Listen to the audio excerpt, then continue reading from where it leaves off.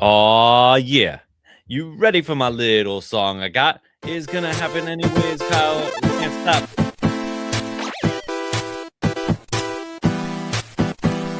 But it's time for me for you. Paneloids, baby. Paneloids, baby. Yeah. Could you hear me this time? So it seems like you muted yourself in preparation for me muting you, and I didn't.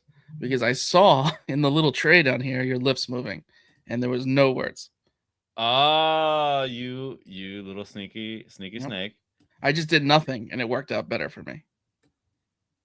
You did it. You Yep. figured it out. You figured out how to ruin my day. That's what you did. So, welcome to Paneloids. I'm your host. My name is Pierre. We have Jeremiah, and we also have Kyle. No Cora this week, but he might be in the chat potentially. He might be here, might be listening. Cora, if you're in the shadows, we love you. But welcome, Paneloids. We are live every Wednesday at 7 p.m. Eastern Time, breaking down the biggest comic book news, rumors, and of course, the new comics for the week. I'm Pierre, joined by our producer Kyle and special guest host Jeremiah. That's it. That's all we got. Let's go into it. Let's get into the books that we read this week because it's going to be a long hour, said Kyle before we hopped on. He did that. He prepped us, and I'm prepping you. Absolute Batman number 17 by Scott Snyder, Eric Senade, and Frank Martin. Can I just say the artwork on this book was incredible. This might be on par with the Bane book when Bane, like the big fight. This was incredible. I loved everything. So this introduced Poison Ivy into the Absolute universe. And can I say that it's my favorite Poison Ivy? I don't read a lot of Poison Ivy, so I was going to say, two Poison Ivies, so... No. So I know Kyle knows a lot of Poison Ivy. Kyle, how did you feel about this Poison Ivy? I don't know if her name should be Poison Ivy, because Poison Ivy is a plant-based name, and she's got, spoilers, DNA from all over the place. All spliced together. She has become something more so. Not human. Kind of took a Swamp Thing kind of aesthetic where it's like, is there even anything left of Pamela in there? We don't know. So essentially, and the way I took it was, she's not just the green. She's the green, the red, and the gray. Because you got zombie-looking, mind-controlled plant monsters that have some teeth from animals and such. So Scott really tipping his cap towards Alan Moore by including the red and the gray. Well, no, it wasn't noted, but that's how I'm taking it. That's how you're feeling about That's how I feel. Yeah, it wasn't noted, but I mean, Snyder played with the green a lot, so it kind of makes sense that it's. Yeah, he basically took Poison Ivy and was like, "Hey, let's do more than just plant stuff," and that's the Absolute version. Do me a favor. Break down the green, the gray, and the red for us. For someone that doesn't know DC. So, Avatar: Last Airbender? Just the elements. It's just like the red is all the animals, like life. Okay. The gray is death. We got the green, which is the green. And then the new one, yes, the blue, which is water. For the lack of better words. Not as familiar with the blue quite yet. But they constantly fight and battle each other to keep peace. And homeostasis. Yeah. So the gray is the Fire Nation. The gray is the Fire Nation. The red is more of the Earth Kingdom. The green is more of the Air Nomads. And the blue appears to be the Water Tribe. Yeah. Yep. And now for people that don't know Avatar: The Last Airbender, can you break that down a little further? Gray is the bad guys. Red is the okay if we have to. The green is we want to be the good guys. And the blue is, can you please stop picking on us? Yeah. Okay. That's pretty fair. That's actually pretty good explanation of that. I can see what you're saying with that, Kyle, because the zombies, was that a new thing for Poison Ivy? Does she ever do that? ever in any other I mean, book? they looked very zombie-like at first, but then they turned out to be not so zombie and just pure horror monsters that could just I loved it. shapeshift, I guess. It was incredible. And now No, it's really funny. cool. So the one thing that they noted was something about angels going to heaven or something like that. I forgot what they mentioned, but the one beast that like came like to attack Batman, that was like a very like accurate what an angel is depicted as in the Bible. So I don't know if you noticed that, but like that one eye with a bunch of like wings, Mhm.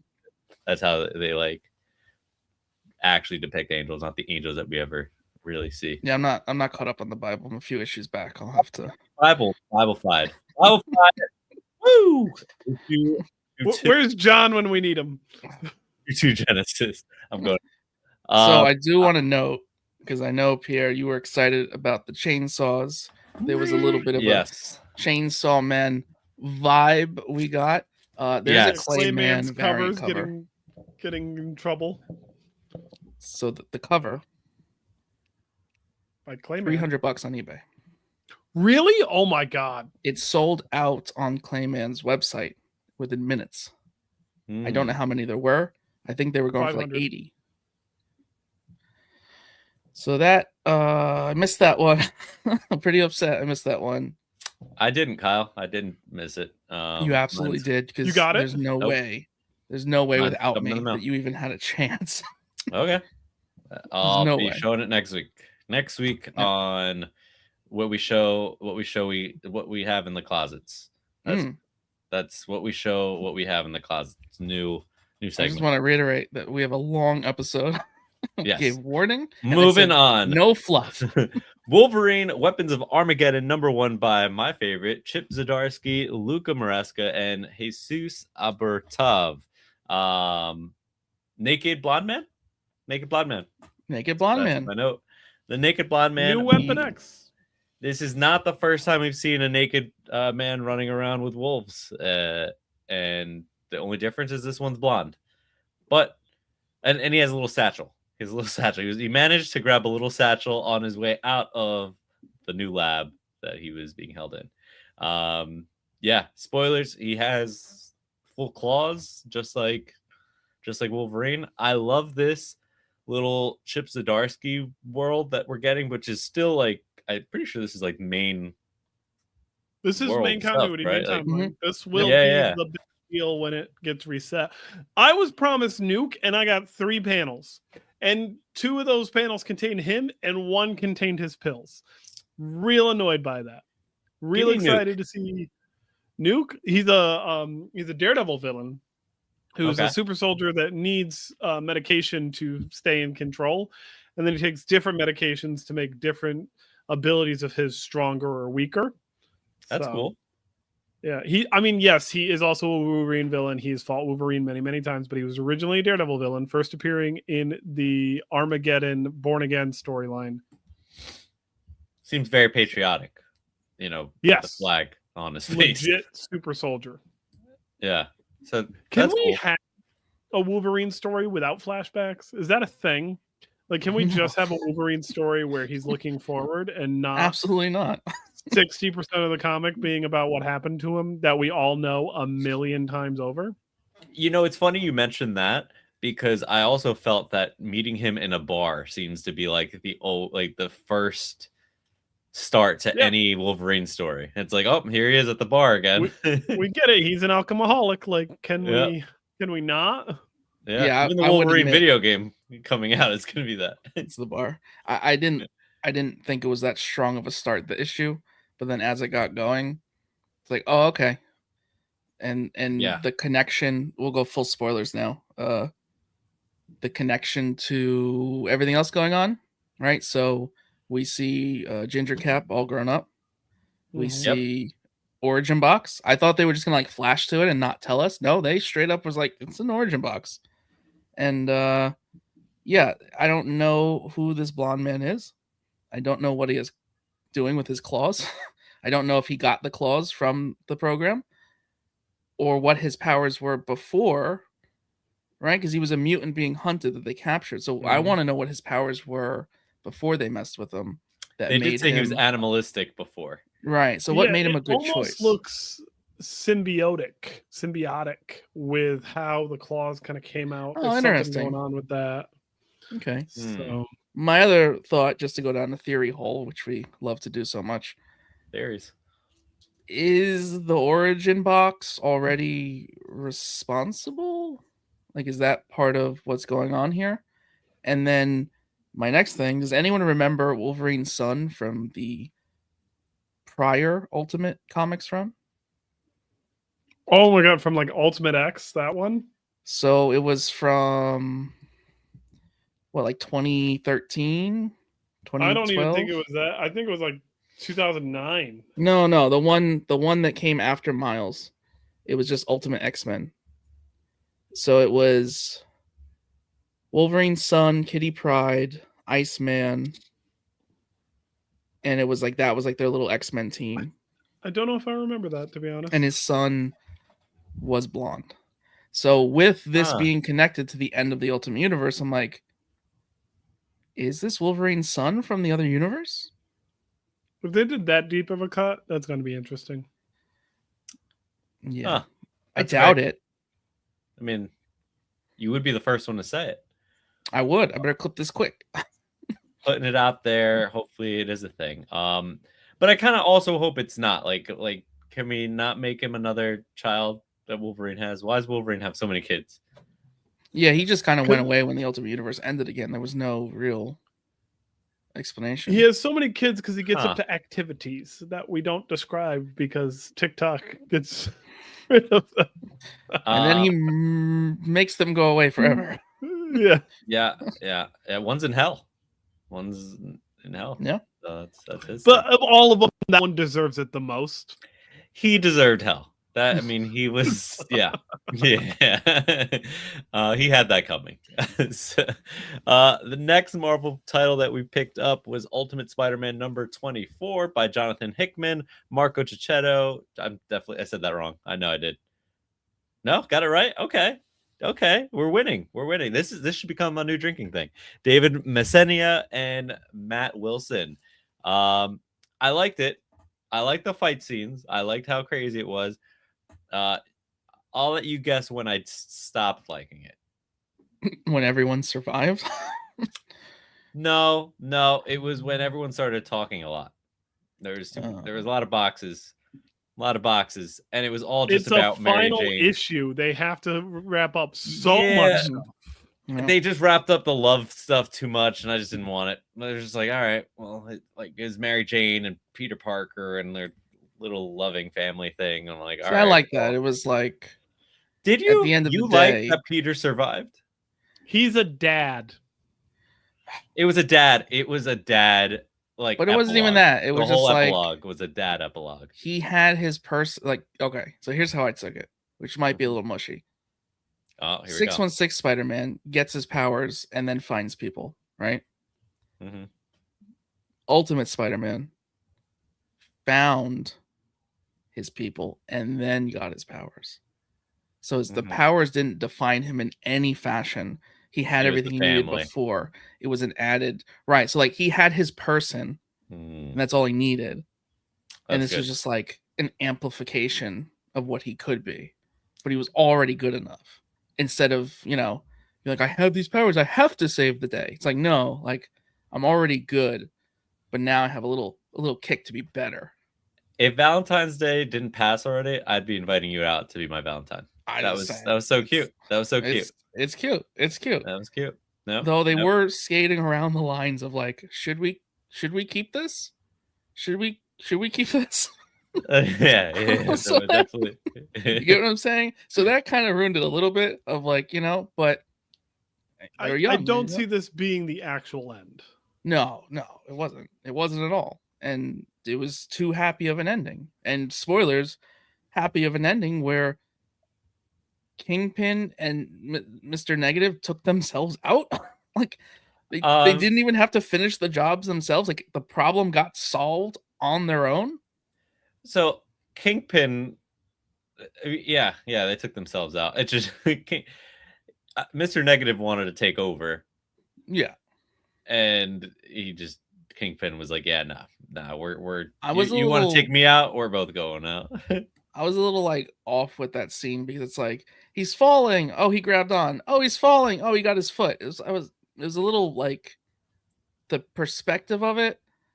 I was like, oh, that's it. He's done. I'm like, wait, how is he holding on the ledge? The ledge was above him. Like, what's so I was a little confused in the moment of like how the logistics happened of them going down together. Yeah, but they did go down. Now I do want to mention Anti-Venom. Was that Anti-Venom? In a weird roundabout way. It was like a nod to it, right? There's another, I don't know what it's called, but there's another similar white looking symbiotic suit that Peter wears at one point. Jeremiah, if you know. Poison?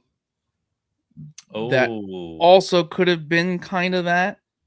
Maybe. Or so basically, or are you referring to the Jeremiah, Spirit of Vengeance version of No, Peter? no.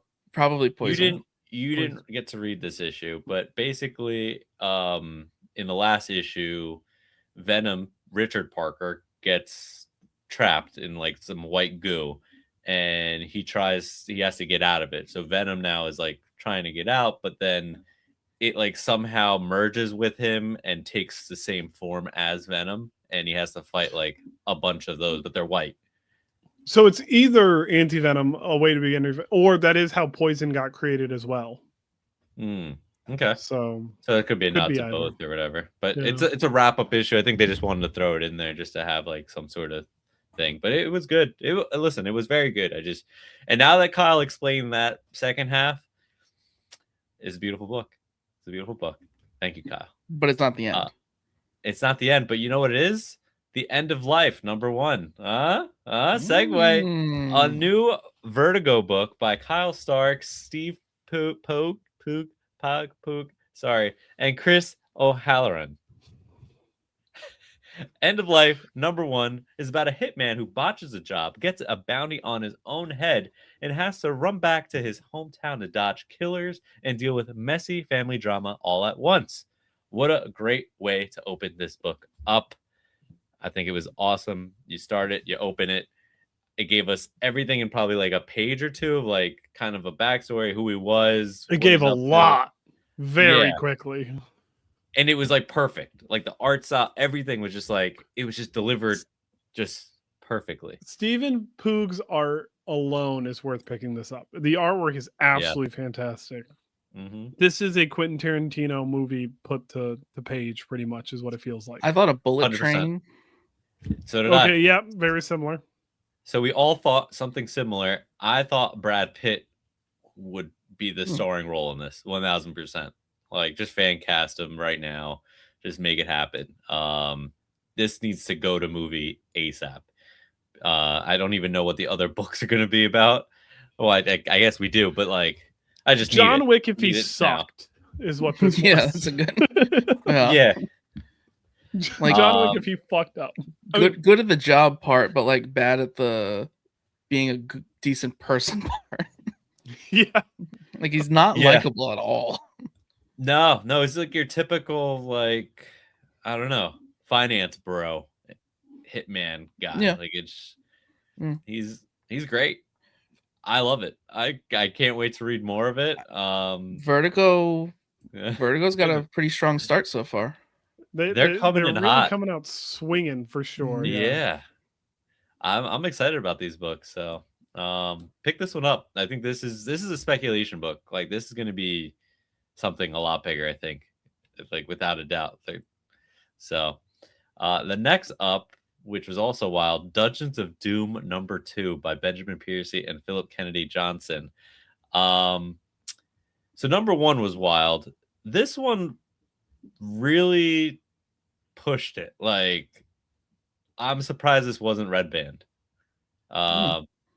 Because it was very like crazy. Like the first few pages, you see people get ripped apart from inside out. Like it was very, very graphic, but very cool. So if you've read the first issue, basically they're going through the dungeons of Doom after the aftermath of the last event, and everyone's trying to get a piece of what's in these dungeons because they all know that there's like a bunch of like cool shit down there. So we got the one hammer from last issue, which we now have a name, right? Shkev Semi.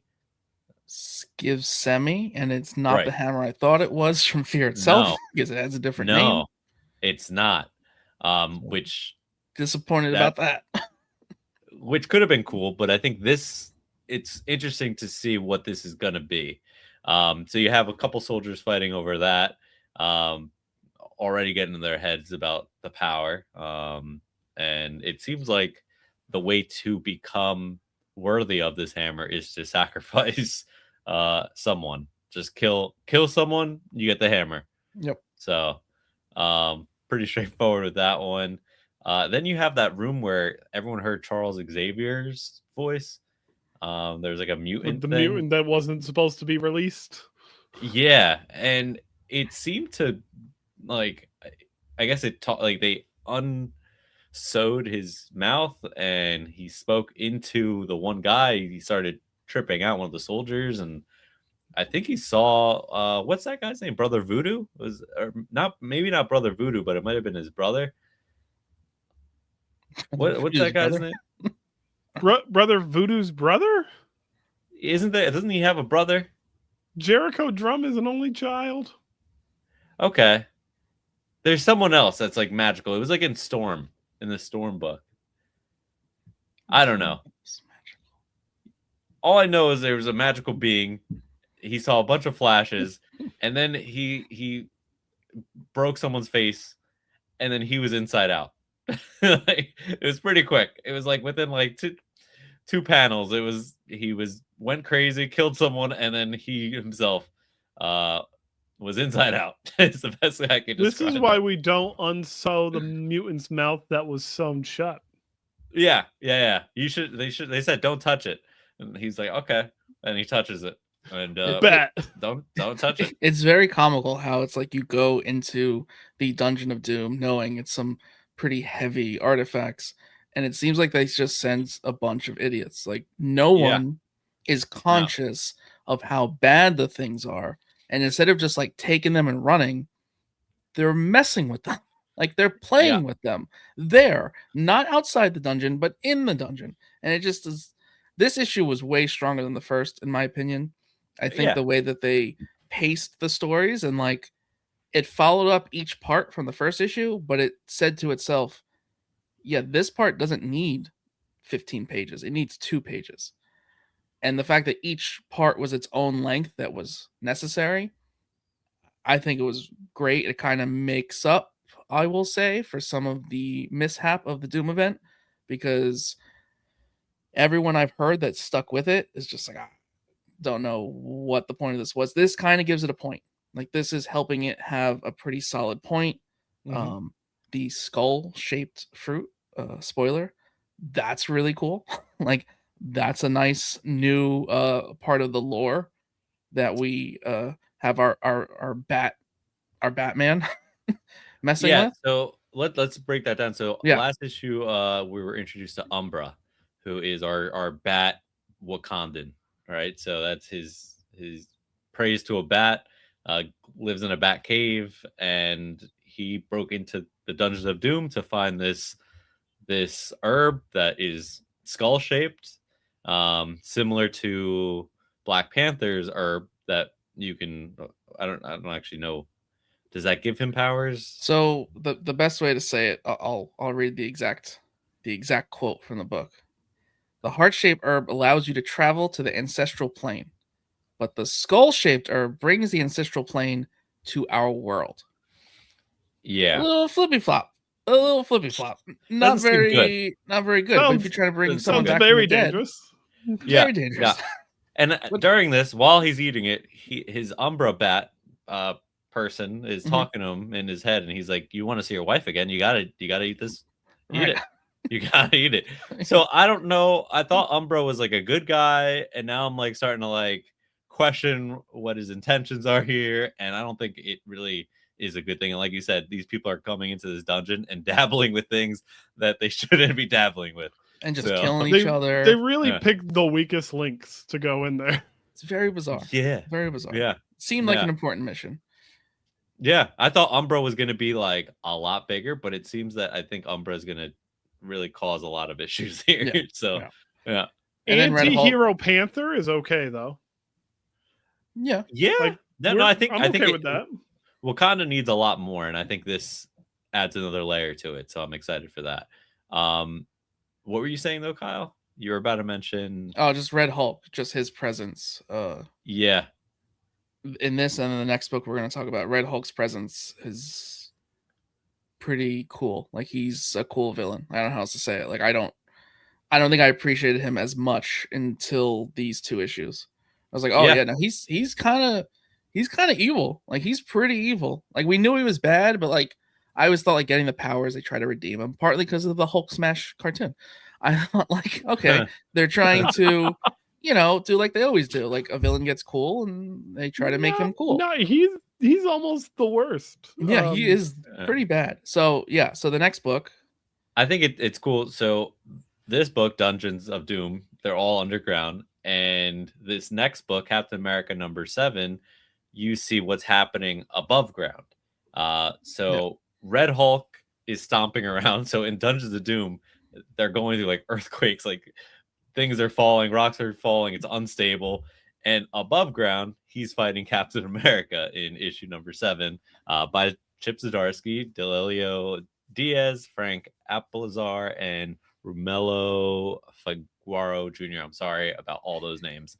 But yeah, so this continues a very good issue #6, where they introduce a couple side characters that Captain America is fighting with now, which kind of is like a shield Captain America. We had a new Captain America who's run off with PTSD and he's gone, and now we see him in Wolverine. Mhm. This Captain America is full government agent, has a shield, throws it around, and then he has some other guy that like fights with him. I don't know either one of their names. Kyle, I'm gonna let you. I Hopefully, feel like one of their names is like Shield, and then one's Charles, and yeah. I'm not sure. It's I don't think they're gonna stick. They're not sticking around for long. I don't think it doesn't They seem may like be it. there to die. We're being honest. Yeah. Like, Yeah. purpose. I feel like one will of be them there. is getting split in half. It's gonna happen. Yeah. And it's gonna push Captain America over the edge, and he's gonna go full rogue, and Yeah. but it's good. I'm enjoying this way more than I thought. I think that these three books that we just talked about pair nicely in a weird way together, where, like you said, directly but also indirectly, where one kind of set up the other one, and that one's kind of connected to the ultimate event that's about to happen. So they're all kind of pair nicely and are connecting elsewhere, but not too drastically where like you have to read everything. No, and I appreciate that. I'm really You could pick any of these books up and not necessarily need any of the others. Kyle, So, can like- you say that one sentence just again? That last thing you just said. I forgot what Just- I said. It's already gone. Already out of my You mind. don't have to read everything. You don't have to read everything. But Okay, you have to read I want most you of to it. hear yourself say that though. You have to read at least 14 because there's 14 clips I need till next Wednesday. Just 14. Next book is White Sky #1 from Image Comics by William Harms, Jean Paul Mavinga, I said it wrong, and Lee Lou Ridge. I believe people should go by first names. I'm just gonna put that out there. Next, William, Here we Jean go. Paul, and Lee. This is spicy. This is exciting. So, before we even get into this, right? 2 weeks ago, we had Dork #1. Mm-hmm. Dork #1 sold out instantly. Could not find in any shops, any online shops. Cover A, etc. All gone. About 20 years ago. When? So this is the third. Okay, you know where I'm getting at, right? This is not the first third time. wave. It's not the So- second time. Yeah, in 2003, we got Chew, we got Walking Dead, we got Invincible. We got these classic Image stories that came out all in the same year, all around the same time, September, October, November of 2003. And now those books are untouchable and they're franchises. And then in 2012, we get Peter Panzerfast, and we get Saga.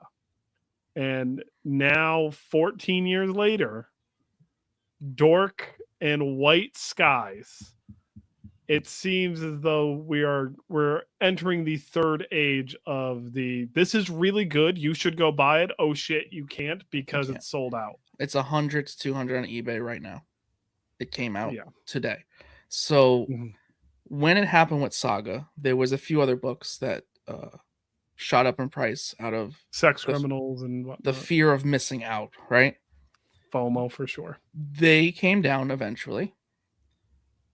Saga hasn't, but the first few didn't. And after reading White Sky and Dork, they are not coming down in price. Neither of them are coming down in price. No. They are going to third, fourth, fifth, sixth, seventh prints. We are in, I believe, too bad Dan from Image isn't in the chat now. I believe we are in the third episode of the third wave. And if there is a new number one from Image, you best put FOC ahead. Yes, please. Yeah. Your comic book stores would greatly appreciate it if you ordered ahead of time for this, because then people are going to be walking in there like, why didn't you order enough White Skies? Well, you didn't tell me to order enough White Skies. Also, I feel as though if the book is solicited with one sentence, buy it. Just buy it. Yeah. Saga's never had a solicitation longer than one sentence. And I don't think White Skies had a solicitation that was longer than one sentence. And I think Image knows what they're doing to the fullest extent, because Dork was very well promoted because they knew they had something good. This wasn't very well promoted because they knew they had something good. It was a nice hidden gem for sure. So they know what they're doing. If you're a post-apocalyptic fan, pick this up. Try to find it. If you can. It's going to be something great. The way this issue ended hit me square in the feels. I'm very, very excited because one of my favorite things about, especially an Image book, is to not have every question answered in issue one. Like for Paper Girls, great example. Every issue asked a new question before it ended. And this asked like 5 right at the end. And it was just like, okay. And it really didn't give much. There was minimal dialogue. You immediately cared for the characters.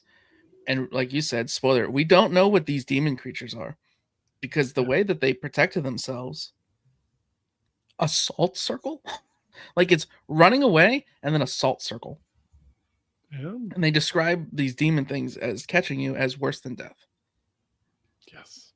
And everything in the path is burned. The weather changes when these things show up. Snow in San Francisco, like very. Although, very is San Francisco north enough to get snow? I'm not 100% on that. But yeah, we are in the third wave. We are in. We're calling it early. But two in a row. Yeah, 2 number ones in a row. The next number one, I promise you, the same thing's going to happen, even if it's not as good. For sure. Definitely go find White Sky if you can. Damn. I wish I got either one of those issues. Speaking for everyone that didn't get those issues. Moving on, New Avengers number 9 by Sam Humphries, Ton Lima, and Rain Barreto. This continues from last week. It ended last week where we got a tease of a bunch of beasts. It looks like a gang of maybe 2 or 3 clones of beasts, and it ended up being a lot more of them, but very weak. They crushed them very quickly, and they even make jokes of that, which is funny. They're like, damn it, should have made them a little stronger. But yeah, I continue loving this. This is basically, for anyone that hasn't followed it, should pick it up. It's, I guess, your Suicide Squad or your Thunderbolts team, made up of Carnage, Winter Soldier, Black Widow, who else? Clea, Wolverine, and Wolverine, but not Laura Kinney Wolverine. Just be specific. Yes. I think that's everybody on the team, right? Carnage. That's he said Carnage. Namor. Namor's on it as well. Yes. Yeah. Fun little issue. Ends with a really cool thing. We get a hand We get a hand. All right, so let's talk about the hand, because Jeremiah, this is where you are rather important. I Hide your hand. have an idea, but I think I'm wrong.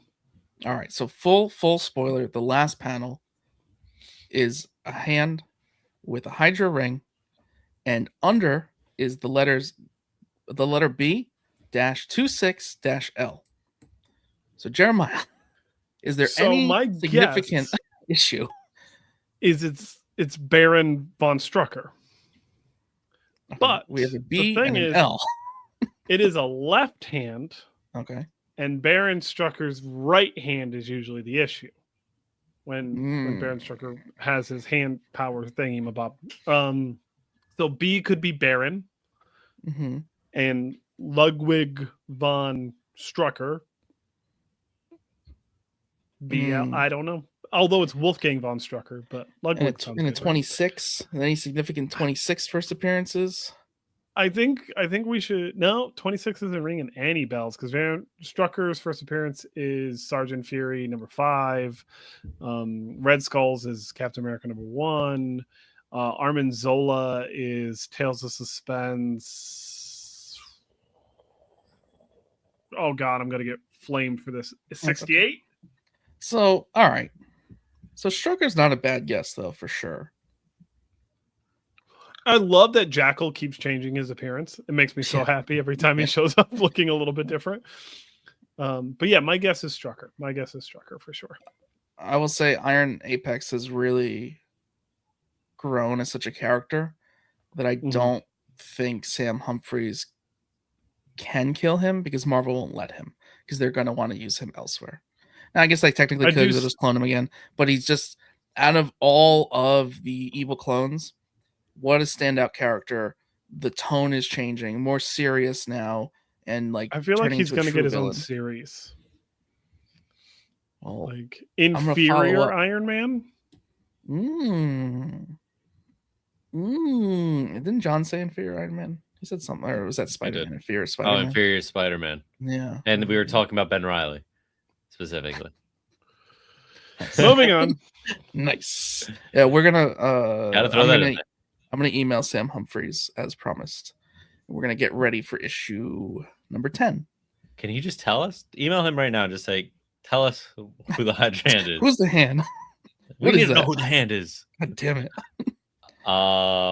New history of the DC universe is up next. The Dakota Incident #1 by writers Elijah Williams, Draper Ivy, and Hampton, with art by Segovia, Pagaluyan, Delandro, Osio, and Galmon.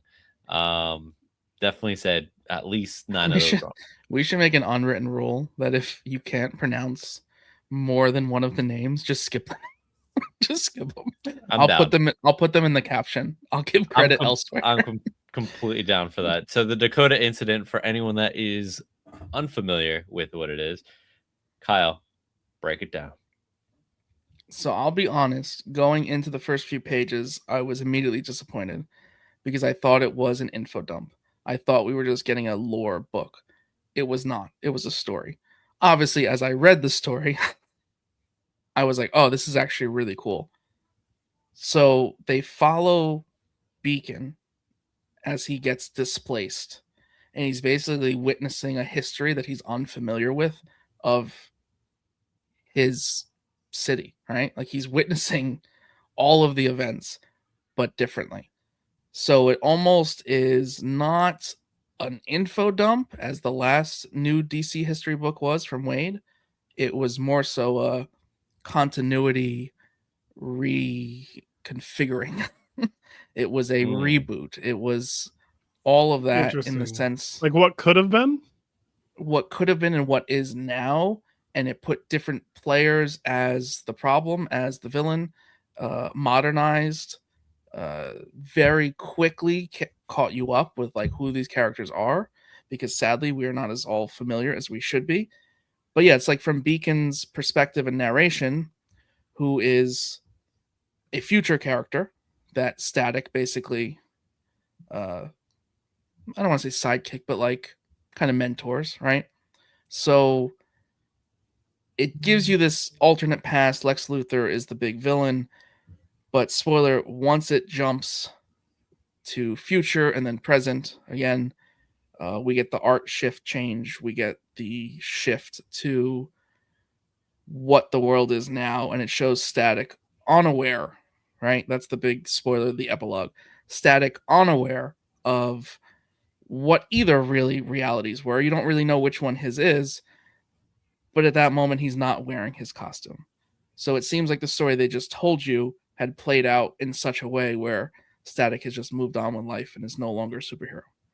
When he is described in this book as the spark that made the Dakota superheroes rise up, right?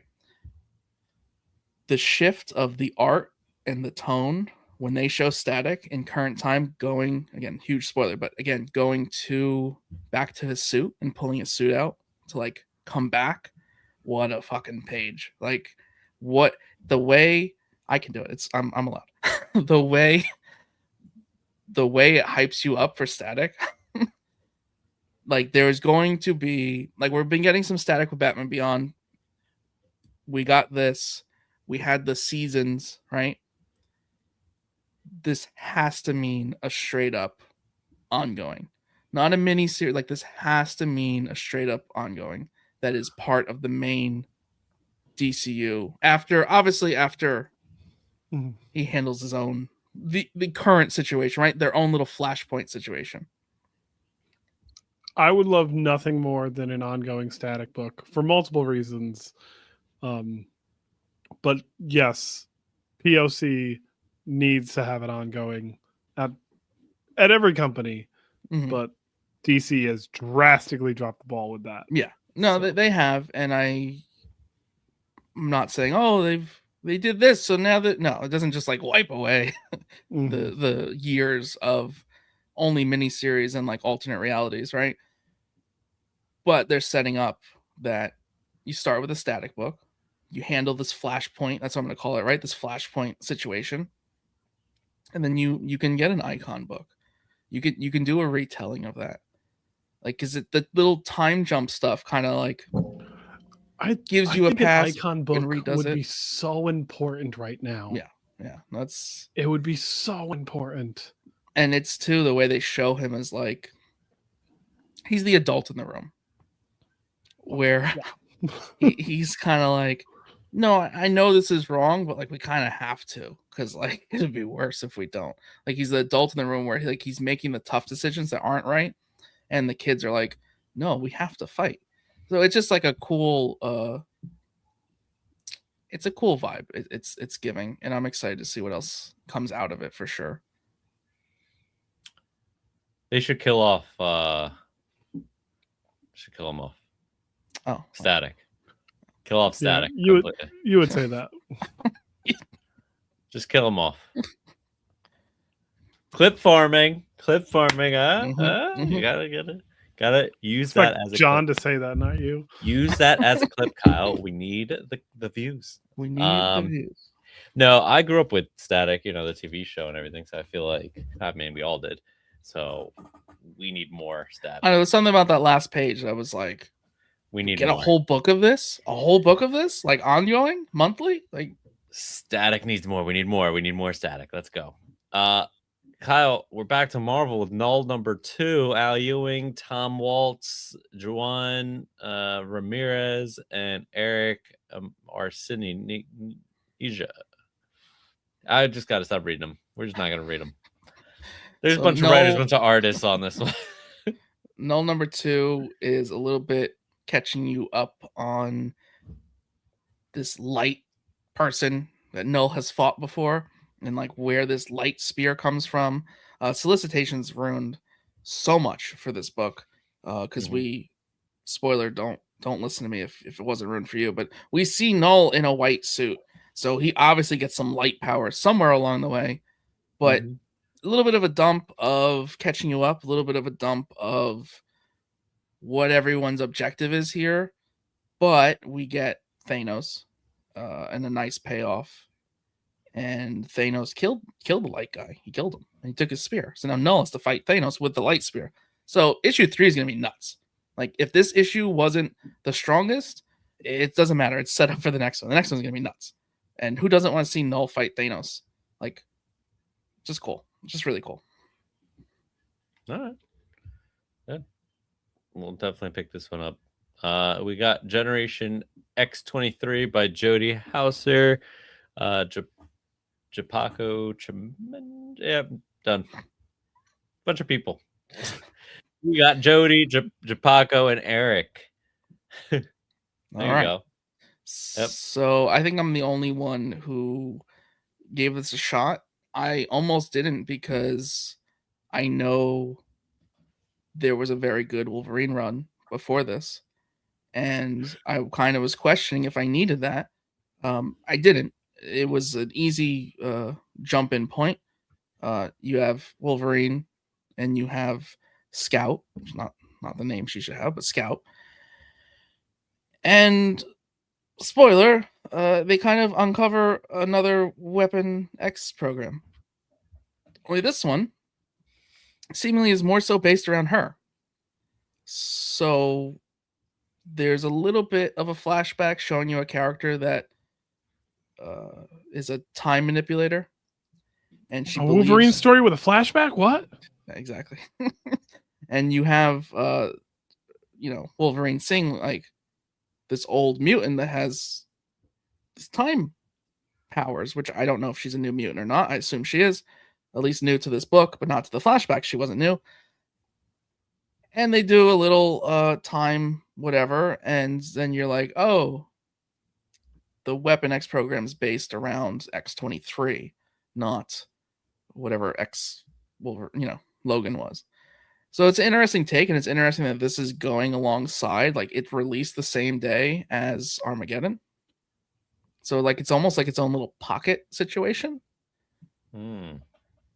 So I liked it. It doesn't connect at all, but I will definitely read the next one. Interesting take for sure. All right. There we go.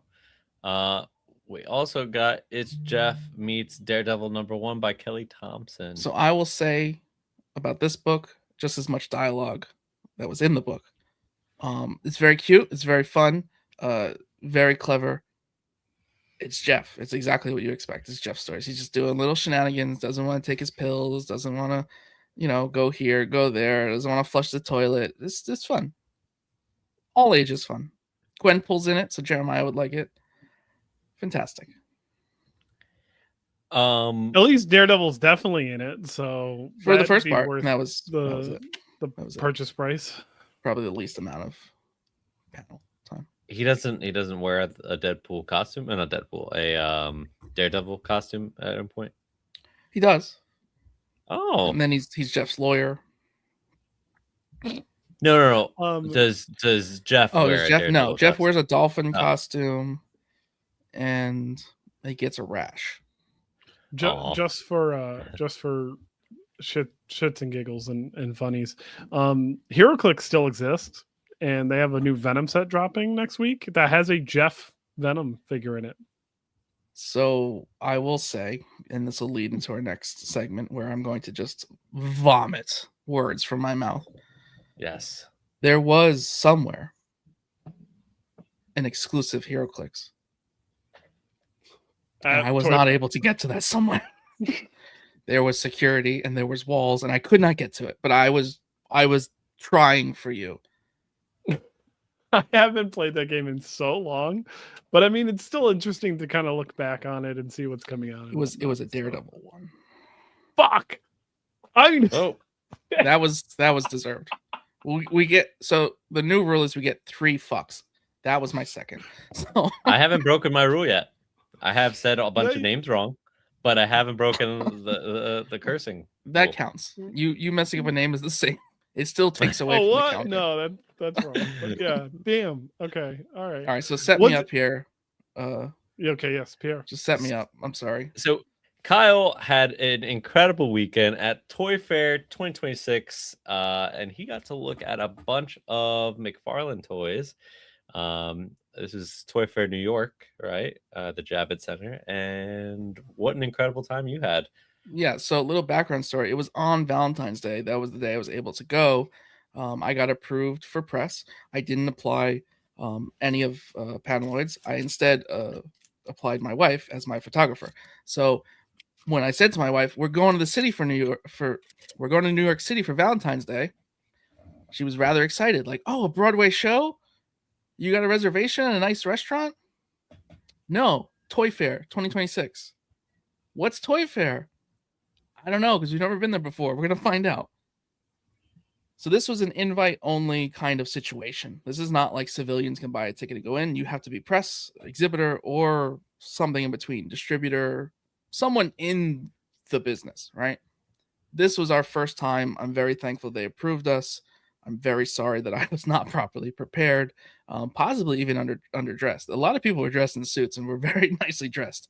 I at least wore a plain t-shirt, not just a giant burning skull or something, you know? So it is Javits Center. It used a lot of Javits Center, and it is all the toys that have not come out yet. It is the previews of all the toys. And when I say the previews, I wasn't allowed to take pictures in most situations. I didn't have appointments in most situations, so I couldn't even get into the booth.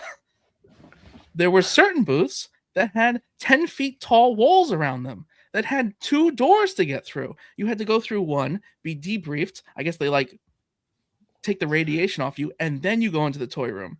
So a lot of places couldn't take photography. A lot of places were completely closed off to the public, and a lot of places were appointment only. McFarlane squeezed me in. When I explained, I just want some B-roll, just get me in there. So McFarlane got me in. It was the one within our niche, right? Because I did get approached by a nice lady trying to sell a toy stuffed animal cat that like jumped or something. And she was like, "Hey, you're just gonna walk past me? You're pressed, no?" And I was like, "Hey, we're kind of niche." And she was like, "Well, what do you mean?" I was like, "I'm looking for Spider-Man." And she's like, "Okay." I'm interested in this little jumping cat. I'm not gonna lie. You I'm kind gonna of say, as you a got me parent interested. now, we already bought some stuff because like we got to see some stuff and like stuff that's coming out. So we were like, we bought some stuff the moment we got home because we're like, there's cool stuff coming. Like, let's get ahead of this. Toy Fair's been a thing for a long time, and like I've always wanted to go to Toy Fair, but I've never had the opportunity because you can't go as just a random dude. And I know people didn't that know got we denied. could apply press. Didn't know anyone applied press. So it was my Yeah. Valentine's Day treat to my wife to bring her to this Toy Fair. And the To first, be fair, you did take her out to dinner after. not in the city. That wasn't the city? That wasn't the city. I was like, let's go. Anyway, Keep going. Let's get to the toys. so McFarlane, a very nice gentleman, squeezed me in for an appointment. We came back like 2 hours later. I walked like 20,000 steps. My legs are still sore. We almost missed the train, so we had to run too. I'm still out of breath. So we get this appointment, and I say to him, "I just want some B-roll. Just walk me around." So he explains he's walking around, and we film. And I'm going to make this all into a nice clip. But so the McFarlane booth, we had Avatar figures from the newest movie. I did not know how detailed these figures were. So, you know the things they ride, the big flying things? This thing was like, it had like a 3-foot wingspan. Like, this is not like a toy. This is a pterodactyl. It's McFarlane. No, but like this, I was like, so the first thing we see when we walk in is the Avatar toys. I'm like, this thing is huge. Like, this is huge. Like, where are you displaying this? So he takes me from Avatar, and then we see something called cubies. And it's kind of like a little bit of like a Rubik's Cube kind of fidget thing. But the way they unfold, they got little feet. So you have like a Batman face, and he's got his little figure, but then you can like fold him into something else that looks like the Batcave or like the Batmobile. So like depending how you fold it looks different. It's a nice like fidget desk toy. And I'm going on about it of like, oh my God, I need this. Like, this is so cool. And the guy's like, yeah, no, it's like for kids, you know. I'm like, no, it's not for kids. Like, that is for my desk. Like, that is something that needs to belong on my desk. You're like, never mind. I wanted that for my daughter. That's Yeah. what I wanted it. So that's a new thing they have coming out. Another thing was Q Fig and Q Max. So they recently acquired the rights, but they're these like, I would say like 2 to 3 inch tall, like cartoon style figurines or like statues even. Probably like PVC kind of. Yeah, like, one of those in betweens. Very cool. Like, they had animated Batman, Harley Quinn, a lot of DC, a lot of Marvel, and then they had the Todd McFarlane cover inspired ones. So you had like Spider-Man 300, like, like you had some that like were reminiscent of his covers. Those are in very that cool. smaller scale. Yeah, in this smaller scale. Fuck. So they're like these yeah. So those really, I was like,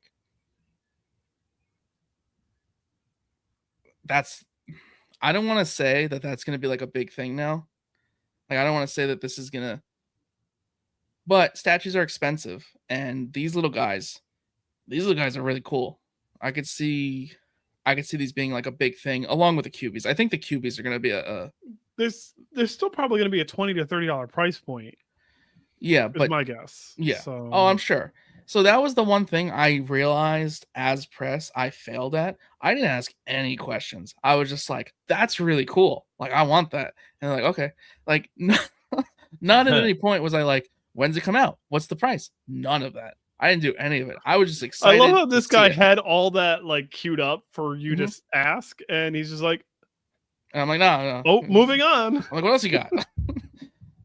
So then we saw the DC multiverse, the normal 7-inch line. Obviously, that's gonna wrap up contract wise.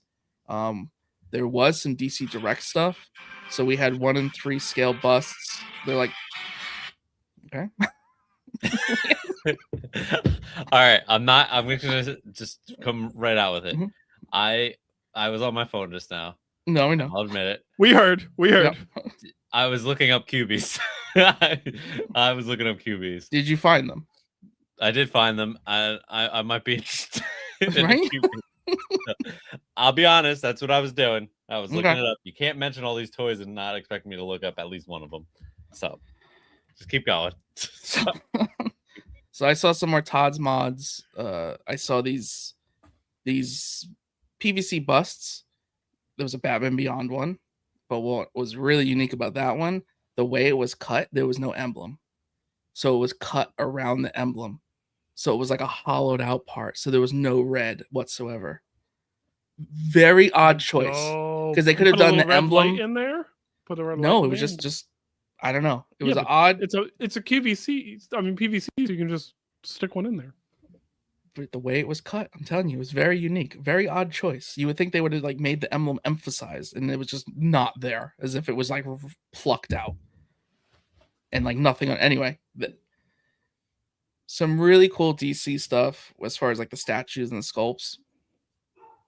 But then we got the Page Punchers. So Page Punchers was exclusive to DC. Now that DC's going away, Page Punchers spreading out, right? So they have a deal with IDW. There's going to be Ninja Turtle ones, and they're already starting to come out. So they got the Sophie Campbell ones in Target right now, and I'm trying not to buy them. You should buy it. Because they gave me the appointment. No one else did, so you should buy it.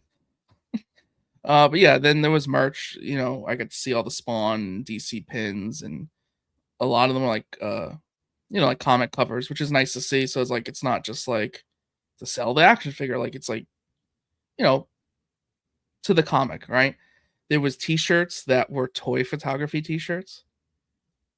That's cool. Like toy photography is like a big thing. Like we don't realize that's like a whole other part of all of this crap that we're into. ACBA, articulated comic book art, toy photography. Yep. So there's shirts. There's shirts of it. Pretty cool. More Spawn figures, of course.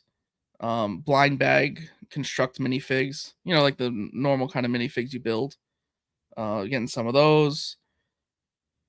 Marvel. So there's more Marvel stuff. A lot of Marvel Rival stuff. Like really highly detailed, like statues. 1 in 10 scale, like 7 inches tall. They're doing keychains, bag clips. Bag clips are like the new thing. So of course you're getting bag clips. But the Doom figure specifically, again, you'll see it in the clip, but like the Doom figure. And then of course there's some anime, Demon Slayer, Bleach. They've had that licensing. We know they're getting God of War. They didn't have anything there. they did have Helldivers 2 action figures, the prototypes. Those are cool. Those are really cool. Warhammer, saw some stuff from there. There was some World of Warcraft stuff, a lot of Fallout stuff actually, from both the game and the show. There's not a lot of Fallout merch in general, so that's kind of cool. So that was nice because it's just like normal figures. So like you could go either way, show or game. Yeah. But like New Vegas, all of that, Fallout 4. Yeah, no, really, really cool stuff, and of course minifigs. It's the same kind of constructible ones. I'm excited for these Q-Fig Q mix. To me, the QBs and the Q Max were the standouts to me. Like that was the Marvel rival statues. Those were insane looking. But these little like price point, like on your desk kind of figures, and like not just like here's Batman standing there, like but like comic cover themed. That was those were definitely my favorite. Those might actually stick. Like, no, I do think so. We all thought the pops were going to be like worth it, but I think these might actually be like a collectible. Funko Pop did not have time for me. That's fun. We don't have time for Funko Pop. How about that? For me. Yeah, when Toy Fair gets announced, their registration starts for interviews that same day, and they sell out the next day. Yeah. So my thing is, I didn't know I was going to get approved. How am I applying for appointments if I don't even know if you're going to let me in the building? So I need to, there was some other big podcast there. So next year, granted, we are able to go, I will definitely learn more of how to do things. Please. If fucking please. On Valentine's Day. Another curse. I don't give a fuck. Oh no, that was 4. I might have a problem with that. That was 5. That was my third. That was definitely 4. That was definitely. All right, so then I just want to talk about Hasbro and Mattel. That Muse figure, give it to me now. Okay. Inject it in. Yeah. I don't need to go on about Hasbro, but Hasbro had 10 feet tall walls and was the highest security I've seen for anything. I never thought walking into a convention hall. I understand this is a fair, right? This is like a toy fair. It's not a toy convention, right? But I never thought walking into one of these buildings for this kind of booth situation and having security and iPads and double doors and 10 feet tall walls. Behind those walls, what I learned from my cell phone, not from being in person, the Daredevil Muse figure is insane. The Iron Spider Prowler figure is insane. Professor Hulk, bunny slippers that are removable. There's also going to be a Funko Pop of that, by the way. But my biggest takeaway from Hasbro, with all that being said, Hulkbuster Punisher. Oh my god, we are getting the Iron Punisher. Yep, the War Machine Punisher. Yep. And I saw that. I think the price point's wild though for it. Oh, I didn't see what it is. Oh yeah, I mean Legends have become kind of ridiculous to begin with. Like what used to be $10 is now $30 if you're lucky to find it. No, it's like $35. Yeah. And that Muse 2-pack is going to be $70. It's Muse and Bullseye. It's going to be $70. I've already pre-ordered it.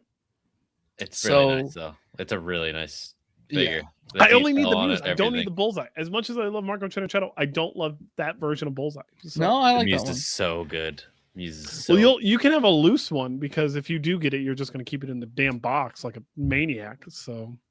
Yeah, I'm gonna have to pre-order that. So the last bit of Toy Fair, unless you guys have questions, of course, because I could talk about dollhouses. Well, you didn't. And toning boxes. So, so Mattel is getting DC. So there was the classic costume Batman, Superman. There's a nice Jon Stewart, a Batman Joker variant.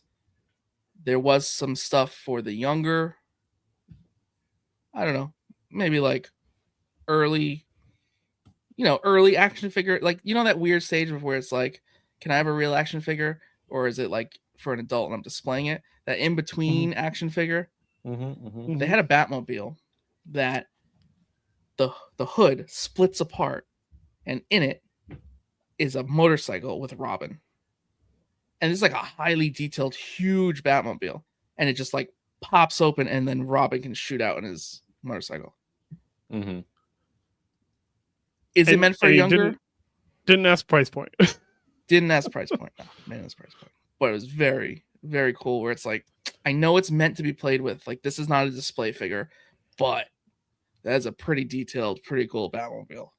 That's kind of what I got from all like the pictures that I saw for Mattel figures. Like everything kind of felt more like kid bait, like toys you actually play with, not So like Mattel is display.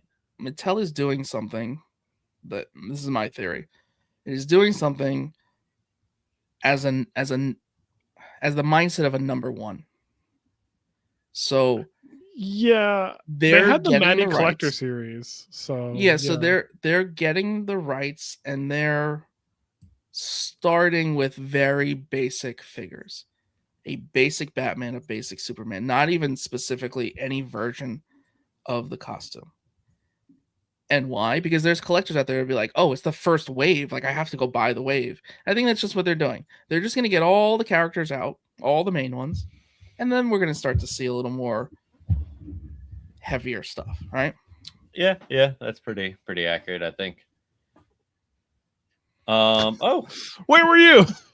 Look so at Dan, that. You need to rewind. We've been doing this a while now. You need to rewind because we talked about White Sky, and we also went on a rant of how there's somewhat of a resurgence happening with For everyone listening, books selling out on day one and going on eBay for $200 within literally 4 hours. So it's happened before, and it happened before that too, and I think it's happening again. I think you guys are doing it again. So the next image number one, pre-order it now. For everyone listening and not viewing what just happened, Kyle just saw Dan in the chat from Image Comics. So that whole little conversation was specifically to Dan, Image Comics. And with that, let me just quickly jump to collection acquisition / show and tell. This is the only. Oh my god! So I thought that was Jeremiah's. No, and I'm sad now. So I will say, sadly, this was eBay, but I will say, this was a $35 price point on eBay. What? Isn't that like 2 now? Yeah, I saw it for someone trying for 3. So I'm rather proud because I don't plan to flip this or do anything else but to get it signed, graded, and put on the wall behind me. So I'm very proud of that. Kyle, not flipping something.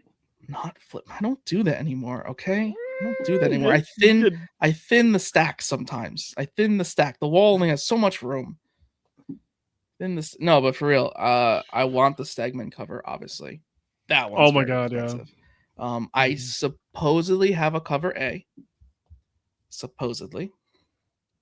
That is supposedly going to be a 9.6 or greater. That I got for $75. I won't believe it until it ships. Fair enough. I did a pre-order. I don't believe it till it ships. Dork third printing announced today. Perfect timing. Ask if I'm surprised. Go ahead. I'll take that right out of the nerdy news. Yeah, no, it is so great. And I was saying this too before. Image knew what they were doing with this. They promoted it because from cover, a lot of people are like, "Oh, I want to see blood and guts." I don't, people don't always go for a cartoony aesthetic. Especially, but that Ryan Otley cover, that alone. So this book was promoted so well because it got people to read it, and once they read it, they were like, "Okay, I understand. I understand now." I want to be printing. Yeah. But yeah. So I'm pissed. More pissed because I wanted that cover. Well, the best part is out of all the covers, that's the one I wanted. Like I told all of you. Like I've had it in the nerdy news. You did before FOC. I was told all of you and decided to follow a childhood dream, and that's what got me from doing it. Well, no. Here we are. All right, moving on. Nerdy news. Get ready, says Scott Snyder, sharing the cover to Absolute Batman number 20, alluding to Absolute Robin. Who do you think Absolute Robin will be? Will it be a problem when we know, a character we know, or a new character altogether? Last Batman. New altogether and will be a villain. That's my guess. Oh. So I have a similar answer. Not new altogether. Think But it's gonna be a dick? not gonna die now.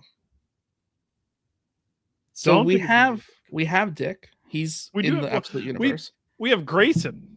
We have Grayson. We don't have any other Robin or to be Robin. But wouldn't it make sense if Batman's Robin was the one Robin that didn't be Robin because he died? Wouldn't it make sense that Jason was his Robin?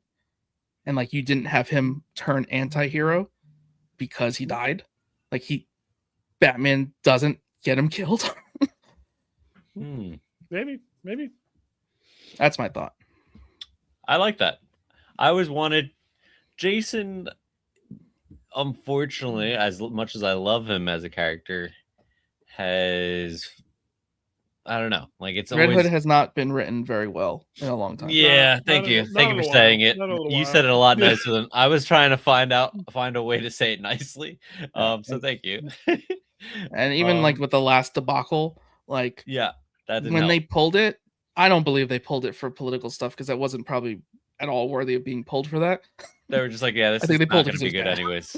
It's not going to be good anyways. Let's just get it off. It just wasn't good. It wasn't good. So I would like to see that, and I think he belongs in this universe. Like, Yeah, I mean Jason Todd, yeah, Robin. that's what I think. He definitely has Yeah. that Omega energy. Because we already right? have a Red Hood because it's Harley. Yeah. Right, that's her So gang, right? Jason being Robin and just being Robin makes sense. Yeah, I like it. All right. That's my go. guess. Or it could even be Harley. Because we saw Grayson, it could be Grayson. Or it very well could be a brand new character. Because New character is a villain. That's my guess. what is DC gonna do to try and compete with Image Comics #1s? First appearances. Are they going to pump him up with Bane's Venom? Your dog thinks so. Yeah. That dog. The dog's my like, dog's yeah, I excited agree. about that one. Moving on, Dark Horse Comics drops 3 Zach Kaplan titles this year. June 3rd, Only the Savage Are Left, #1. Later, the Smart Division #1 with John Pearson, and closing the year, Kill All Immortals 3, the final chapter. Zach, if you're watching or if you hear this, this is an invitation. John, don't think we forgot about you either. We'd love to I've have got a you back. package in the mail coming from John right now. Yes. Looks pretty nice. Uh-oh. Looks pretty nice. Yes. Uh-oh. Yeah, so Zach I'll be Kaplan showing up obviously is there having a once. big day with Dark Horse. We Yes. obviously are going to talk to him about all of these. Yep. And we will obviously bring John Pearson for when we do. So yeah, I'm going to check some FOCs. I know it was just announced, but we will time it accordingly. So absolutely expect a Zach Kaplan interview in the coming months. And More- definitely a John in the coming months, whether or Yeah. not it's Oh, yeah. in line Oh, with yeah. this. Maybe John's got so maybe much two. coming out, so- Maybe he's there We need for one not for the Dictionary other. again, and I want John to be a part of it. And then Sam Humphries, we obviously are going to talk to him again. So those are the two We got a upcoming bunch. interviews. Do you know who else we should talk to again? Terry Moore. Terry Moore. Speaking of Dark Horse, Pierre. More Dark Horse news. We have a new Terry Moore imprint bringing a hardcover of Strangers in Paradise. So Terry Moore bringing the majority of Abstract Studios to Dark Horse is what it sounds like. So we're going to be getting a bunch of reprints of some classic Strangers in Paradise. Probably Echo's going to be reprinted. It's going to be a lot of fun. Terry's work is absolutely wonderful, and I wonder if Dark Horse is going to like go the extra step and color it. I'm really curious if that's the course of action. Is we're going to get like a Walking Dead deluxe, but it's going to be Strangers in Paradise colored. It's going to be Echo or Rachel Rising colored. Like that'd be fun. That'd be really fun. It's a great way to make me spend more money on shit I already have. And I you feel like love they're doing going that. to though. I feel like you're onto something. Yeah. So That's good.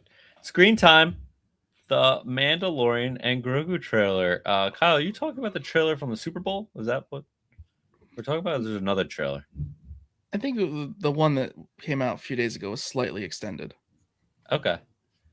Regardless, I yeah. I didn't see it. Okay. So I can ask you: do you know what's going on, Pierre? With Like, I don't recall how the last season ended. That we're now in this new situation. Is this just like a they story flew up within? together into the sunset. Right. So now this is the sunset. They're in the sunset. Like, this is the honeymoon. This is just like another adventure. This is just like That's it. so. It's not necessarily a conclusion to what we had. It's just more of it in a movie format. Yep. Okay. Another adventure. I mean, it looks fun. I'm not gonna More lie. Grogu, more Mandalorian. Grogu looks can good. jump around now. He can He drink has at a- the bar. Jump around. He has a little floating bassinet that apparently is like super speed. Yep. Yeah, he could do adult stuff now. He's a full adult. He's 500 plus, 500 years old. He's not a child. No, he's still a child. He can drink. He's just a child. He could drink. He was sitting at the bar with. He was having blue milk. Okay. We don't know what's in that blue milk. Fun fact: Martin Scorsese is officially confirmed to be cast as the voice of Ardinian. Does everyone know who Ardinian is? Yeah, Not a clue. Not a clue. But it's cool. Did you ever think Martin Scorsese was gonna cameo in Star Wars? I figured all this stuff was like beneath him, you know, like this isn't real cinema. I think he's changed his tune. Yep, let's go. Rumors, baby. This is my favorite segment. Tim Drake Robin solo comic series is reportedly in development from writer Matt Fraction. What does that mean? Ooh. Matt Fraction's Batman is here to stay. That whole run and everything that he's going to create is here to stay. They're giving him more. The last issue had Tim quit being a Robin. Just because of the hazards it was causing on the happiness he has found, right? Like it just from that alone, it's like I finally found something here. Like, could we not do this? So the fact that a solo comic is rumored to be happening makes you think, who's the problem? It's not being Robin, it's Batman. Batman's the problem. So I do think that there's a possible story arc here of Tim Drake being a better Robin as the main character, not as a sidekick, and kind of proving that in a Nightwing fashion of just like, I'm telling you I'm quitting, but I'm not actually quitting. I'm just going on my own because I'm better off. They're breaking up. They're breaking up. Yeah. And then they're gonna bring the band back together at the end. No. Yeah. Never. Calling it now. Calling it now. He's gonna need Batman in some sort of situation. Yeah, he's gonna get stuck, and Batman's gonna come and save his ass. I hope it's the other way around. Joker has him trapped in the factory. Tells Batman, "Hey, I have your Robin," and Tim Drake gets killed, and we have a new Red Hood. No. All right. New Star Wars and Marvel crossover comic is reportedly in development, written by Mark Miller. Thoughts? My thought is Jar Jar Binks and Deadpool. I hate how well Millar would write that. Like, you just saying that made my blood boil for a second, because like that's 100% what could happen, and Millar would definitely be the one to do it, and I hate it. Or give me Jeff the Land Shark and Jar Jar Binks. So my input is I would hope it's more in lines with Planet of the Apes Fantastic Four than in lines with Deadpool Batman. Yes, okay. I agree with Kyle there. Okay. But I fear as though it is going to be more the latter than the former. See that? And I get that, because they want everyone to play in this ridiculous mush of a sandbox. But they also don't need to ask anyone permission. Like they don't have to check in with DC. Oh, I'm sure it's still well, yeah, but I'm sure it's still very yeah, good strict. point. It's still different departments butting heads. Not as bad, obviously.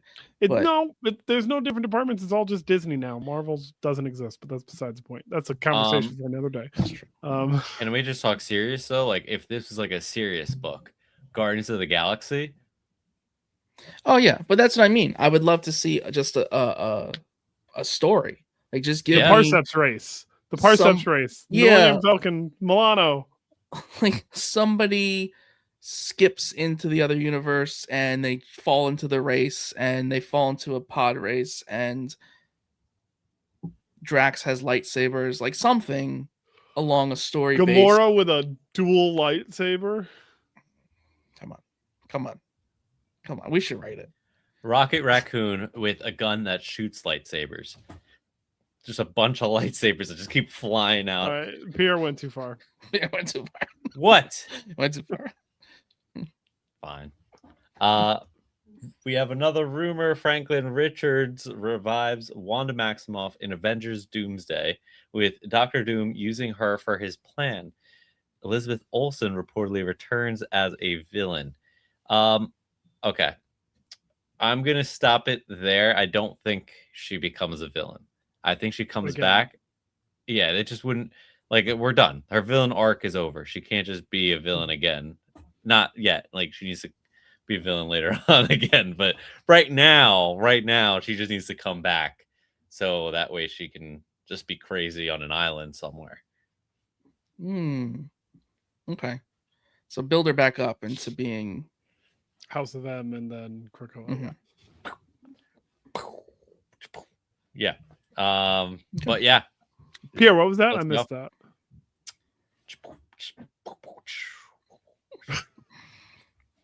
Yep. You got it. You guys, you know what's happening. Jason Momoa has been cast as the lead in the live action Helldivers movie. I don't think I care about this movie at all. So I kind of feel like, isn't it just Edge of Tomorrow? Basically. Bunch of, yeah. Okay. Jason Momoa, hear me out. Make this fun. Put Jack Black in there. Come on. We've seen Minecraft. How successful was that? Let's do it again. Run it back. Run it back. A Helldivers movie as a whole feels like a toy grab, right? Like just existing to make toys. We don't need that. I've seen them. I saw them on Saturday. The toys exist. They're very cool. We don't necessarily need the movie to get the toys. I don't know if by the time this movie happened, if the hype would still be there, because you would need Helldivers 3 by then. Yeah, there's a movie that it was like a funny parody movie that came out like years ago. I forgot what it was, but it was Starship Trooper. Yeah, isn't this? No, Starship Troopers is not a parody movie. Starship Troopers is legit. Yeah, Well, but it was it's a got comedy, a though, wasn't it? satirical. Yeah. It's a satirical. Yeah, it's got a satirical style. aspect to it. Which yeah. is kind of what like if you watch Helldivers and how it opens up and how they're always talking about the planet Earth and how they, they're here to save democracy. Like it's just, I don't know, it just feels very like funny. So Maybe. I see it. and don't they both have giant bugs?